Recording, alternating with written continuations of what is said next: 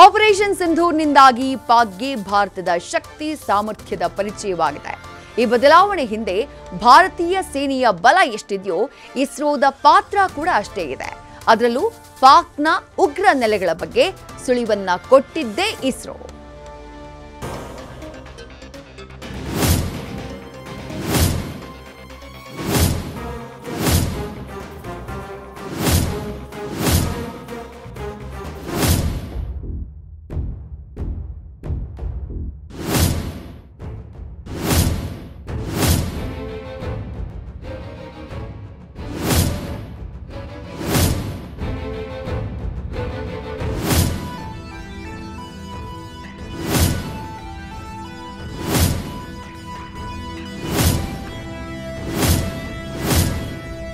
Missile, drone, ಕ್ಷಿಪಣಿಗಳ ಗರ್ಜನೆ ಹಗಲು ರಾತ್ರಿ ಎನ್ನದೆ ಕ್ಷಣ ಮಾತ್ರದಲ್ಲಿ ಪಾಕ್ ಉಗ್ರರ ನೆಲೆಗಳನ್ನ ಛಿದ್ರಗೊಳಿಸುತ್ತಿದೆ. ಆಪರೇಷನ್ ಸಿಂಧೂರ್ ಮೂಲಕ ಉಗ್ರರ ನೆಲೆಗಳ ಬಗ್ಗೆ ನಿಖರ ಟಾರ್ಗೆಟ್ ಇಟ್ಟು ಉಗ್ರರ ನೆಲೆಗಳನ್ನಷ್ಟೇ ಉಡಿಸ್ ಮಾಡ್ತಾನೆ ಹೋಗ್ತಿದೆ. ಆ ನಿಖರತೆ ಉಗ್ರರ ನೆಲೆಗಳನ್ನ ಸ್ಪಷ್ಟ ಚಿತ್ರಣ ಕೊಟ್ಟಿದ್ದೇ ಇಸ್ರೋ. ಆಪರೇಷನ್ ಸಿಂಧೂರ್ಗೆ ಬಲ ಕೊಟ್ಟ ಇಸ್ರೋ. ಉಗ್ರರ ನೆಲೆಗಳ ನಿಖರ ಕ್ಲೂ ಕೊಟ್ಟಿದ್ದೇ ಇಸ್ರೋ.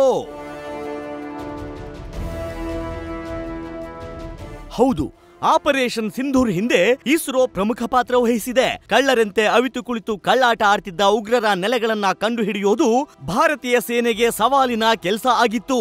ಆಪರೇಷನ್ ಸಿಂಧೂರ್ ಶುರುವಾದ್ಮೇಲೆ ಕಾರ್ಯಾಚರಣೆ ನಡೆಸುತ್ತಿದ್ದ ಭಾರತೀಯ ಸೇನೆ ಜೊತೆ ಆಗ ಕೈ ಜೋಡಿಸಿದ್ದೇ ಭಾರತೀಯ ಬಾಹ್ಯಾಕಾಶ ಸಂಸ್ಥೆ ಇಸ್ರೋ. ಯಾವಾಗ ಇಸ್ರೋ ಬಲ ಸಿಕ್ತು, ಪಾಕ್ ಸೇನೆಯ ಪ್ರಮುಖ ಘಟಕ, ಉಗ್ರರ ಲಾಂಚ್ ಪ್ಯಾಡ್ ಮತ್ತು ಪಾಕ್ ಏರ್ಬೇಸ್ಗಳ ನಿಖರ ಮಾಹಿತಿ ಮತ್ತು ಚಿತ್ರಗಳನ್ನ ಇಸ್ರೋದ ಪ್ರಮುಖ ಉಪಗ್ರಹಗಳು ಸೆರೆ ಹಿಡಿದು ಅತ್ಯಂತ ಸ್ಪಷ್ಟ ಫೋಟೋಗಳನ್ನ ಇಸ್ರೋ ಭಾರತೀಯ ಸೇನೆಗೆ ಕೊಟ್ಟಿತ್ತು. ಈ ಫೋಟೋಗಳ ಆಧಾರದ ಮೇಲೆ ಭಾರತೀಯ ಸೇನೆ ಯಾವ ಸ್ಥಳಗಳಿಂದ ದಾಳಿ ಮಾಡಬೇಕೆಂದು ಡಿಸೈಡ್ ಮಾಡಿ ಗುರಿ ಇಟ್ಟು ಉಗ್ರರ ನೆಲೆಗಳನ್ನ ಧ್ವಂಸಗೊಳಿಸುವುದಕ್ಕೆ ಸಾಧ್ಯವಾಗಿತ್ತು. 0.6 ಮೀಟರ್ನಿಂದ 0.35 ಮೀಟರ್ ವರೆಗಿನ ಸ್ಪಷ್ಟತೆಯೊಂದಿಗೆ ಸೇನಾ ನೆಲೆ ಮತ್ತು ಭಯೋತ್ಪಾದಕ ಅಡಗುತಾಣಗಳ ಹೆಚ್ಚಿನ ರೆಸೊಲ್ಯೂಷನ್ ಚಿತ್ರಗಳನ್ನ ಇಸ್ರೋದ ಪ್ರಮುಖ ಉಪಗ್ರಹಗಳು ಸೆರೆ ಹಿಡಿದಿತ್ತು. ಮಿಲಿಟರಿ ನೆಲೆಗಳು, ಶಸ್ತ್ರಾಸ್ತ್ರ ಡಿಪೋಗಳು, ರಾಡಾರ್ ಕೇಂದ್ರ, ಪಾಕಿಸ್ತಾನಿ ಪಡೆಗಳ ಯುದ್ಧ ತಂತ್ರದ ಚಲನವಲನಗಳ ಮೇಲೂ ಕಣ್ಗಾವಲು ಇಟ್ಟು ಪ್ರಮುಖ ನಿಖರ ಮಾಹಿತಿಯನ್ನ ನೀಡಿತ್ತು. ಇದರಿಂದ ಭಾರತೀಯ ಮಿಲಿಟರಿ ಶಕ್ತಿ ಯಶಸ್ವಿಯಾಗಿ ಕಾರ್ಯಾಚರಣೆ ಮಾಡೋದಕ್ಕೆ ಸಹಾಯ ಮಾಡಿತ್ತು. ಈಗಾಗಲೇ ದೇಶದ ರಕ್ಷಣೆಗೆ 10 ಉಪಗ್ರಹಗಳು ನಿರಂತರವಾಗಿ ಕಾರ್ಯನಿರ್ವಹಿಸುತ್ತಿವೆ ಎಂದು ಇಸ್ರೋ ಮುಖ್ಯಸ್ಥ ವಿ ನಾರಾಯಣನ್ ಮಾಹಿತಿ ನೀಡಿದ್ದಾರೆ. You know we are having our neighbors, you all know, I need not explain. If we have to ensure safety of this country, we have to really serve through the satellite. We have to monitor the entire 7,500 kilometer seashore area, we have to monitor. And the entire northern part, we have to monitor continuously.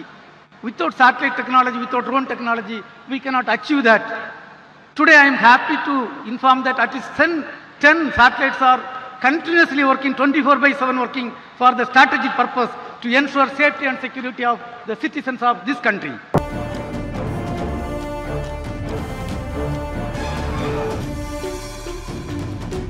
ಒಟ್ಟಾರೆ ಭಾರತ ಹಾಗೂ ಪಾಕಿಸ್ತಾನ ನಡುವಿನ ಸಂಘರ್ಷದ ಸಂದರ್ಭದಲ್ಲಿ ಇಸ್ರೋ ಮುಖ್ಯಸ್ಥರ ಹೇಳಿಕೆ ವಿಶೇಷ ಮಹತ್ವ ಪಡೆದಿದೆ.